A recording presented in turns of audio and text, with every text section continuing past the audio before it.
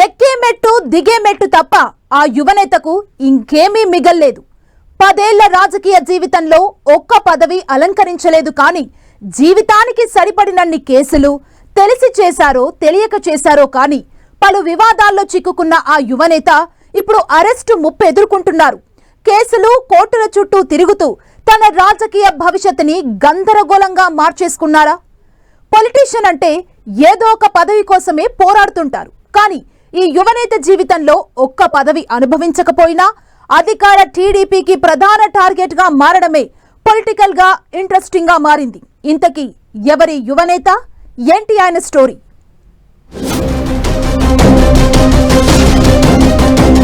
దేవినేని అవినాష్ ఇప్పుడు తెలుగుదేశం పార్టీకి బద్ద శత్రువు. రాజకీయంగా టీడీపీలో ఓ వెలుగు వెలిగిన అవినాష్ సొంత అవసరాల కోసం వైసీపీకి వెళ్లి అక్కడ దూకుడైన రాజకీయంతో టీడీపీకి టార్గెట్ అయ్యారంటున్నారు. ముఖ్యంగా టీడీపీ ప్రధాన కార్యాలయంపై దాడి కేసులో ఆరోపణలు ఎదుర్కొంటున్న దేవినేని అవినాష్ అరెస్టు ముప్పును ఎదుర్కొంటున్నారు. అవినాష్ ను ఎట్టి పరిస్థితుల్లో అరెస్ట్ చేయాలనే పట్టుదలతో ప్రభుత్వ పెద్దలు ఉండడంతో ఆయన కోసం పోలీసులు ముమ్మరంగా గాలిస్తున్నారు. అణువణువు వెతుకుతున్నారు. ఈ కేసులో ఎందరో నిందితులు ఉన్నా పోలీసులు ప్రధానంగా దేవినేని అవినాష్ నే టార్గెట్ చేసుకుని వేట కొనసాగించడం వెనుక చాలా పెద్ద కథే ఉందంటున్నారు. హైకోర్టు బెయిలు నిరాకరించడంతో సుప్రీం తలుపు తట్టిన అవినాష్ ప్రస్తుతం అజ్ఞాతంలో ఉన్నారు. వైసీపీ అధికారంలో ఉండగా టీడీపీ పైన అధినేత చంద్రబాబు, యువనేత లోకేష్ పైన తీవ్ర విమర్శలకు దిగిన ఎందరో నేతలు ఉండగా అందరికన్నా అవినాష్ టార్గెట్ కావడానికి ప్రధాన కారణం టీడీపీ కేంద్ర కార్యాలయంపై దాడిలో ఆయన అనుచరులు ఉండడమే.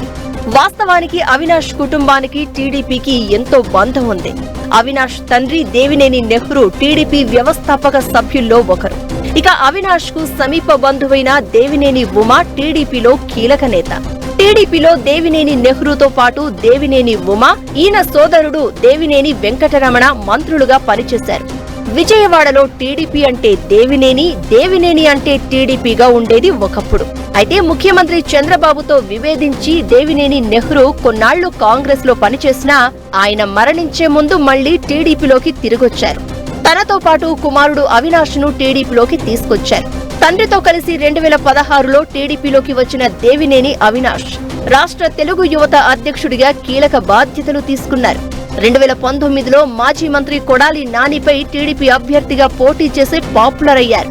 ఇలా టీడీపీలో మంచి క్రేజ్ తెచ్చుకున్న దేవినేని అవినాష్ ఆ తర్వాత వైసీపీలో చేరి టీడీపీపై ఎవరూ చేయని విమర్శలు చేసేవారు. ఇక ఒకానొక సమయంలో ప్రత్యక్ష దాడులను ప్రోత్సహించేవారని విమర్శలు ఎదుర్కొన్నారు. దీంతో ఏ పార్టీ అయితే ప్రోత్సహించి రాజకీయంగా గుర్తింపిచ్చిందో అదే పార్టీకి టార్గెట్ అయ్యారు అవినాష్.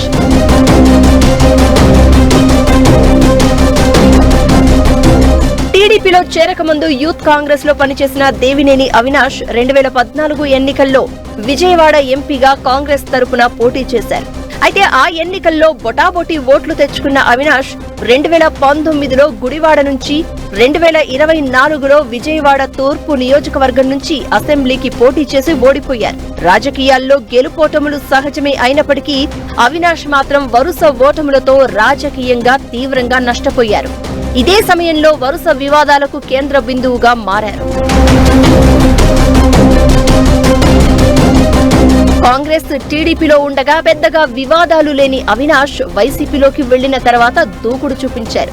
దీంతో పలు వివాదాల్లో చిక్కుకున్నారని అంటున్నారు.